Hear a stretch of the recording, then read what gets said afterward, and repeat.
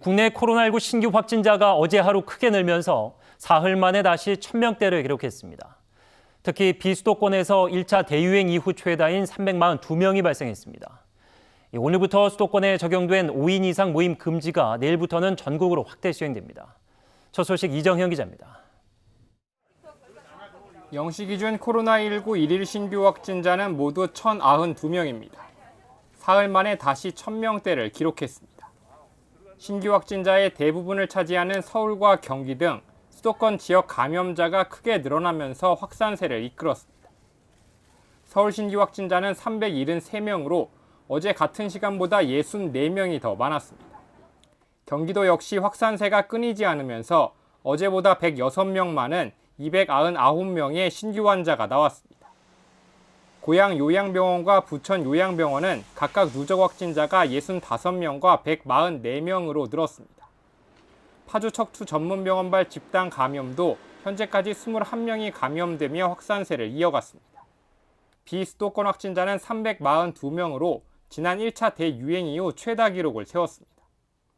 꺾이지 않는 확산세의 수도권에는 오늘부터 5인 이상 모임 전면 금지 조치가 시행됐습니다. 내일부터 다음 달 3일까지는 전국 식당에 5인 이상 예약이 금지됩니다. 위반 시 최고 300만 원의 과태료가 부과되고 각종 사적 모임도 취소를 강력히 권고하게 됩니다.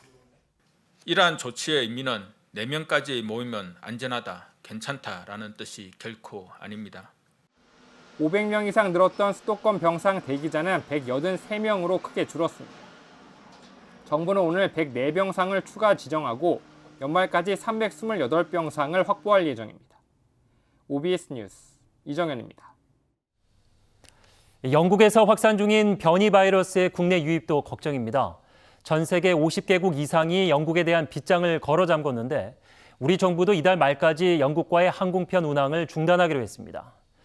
백신 확보가 늦었다는 지적에 대해 방역당국은 안전성이 우선이지 세계 처음으로 백신을 맞을 이유는 없다고 설명했습니다. 계속해서 차윤경 기자입니다.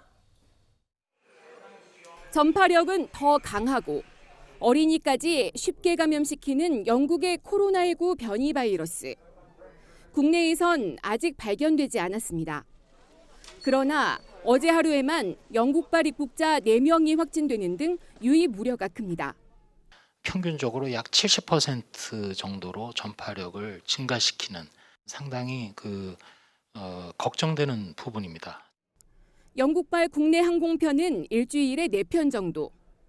방역당국은 연말까지 영국발 항공편 운항을 중단하기로 했습니다.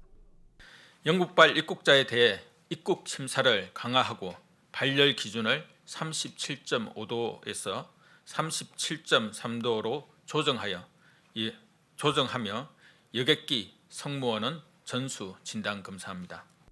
국내 백신 확보 논란도 뜨겁습니다. 야당 등에선 다른 나라에 비해 백신 도입이 너무 늦다며 백신 정책 실패를 호되게 비판하고 있습니다. 방역당국은 하루 수만 명이 확진되는 미국, 영국과 국내 상황이 매우 다르다는 입장입니다. 무엇보다 안전성 확인이 중요하다는 겁니다. 백신을 세계 최초로 맞아야 하는 것처럼 1등 경쟁을 하는 듯한 그런 사회 분위기가 조성되고 있는 것에 대해서는 방역당국으로서 상당한 우려를 표합니다. 오히려 백신 부작용을 한두 달 관찰할 기회라 다행스럽다고도 강조했습니다. OBS 뉴스 차윤경입니다.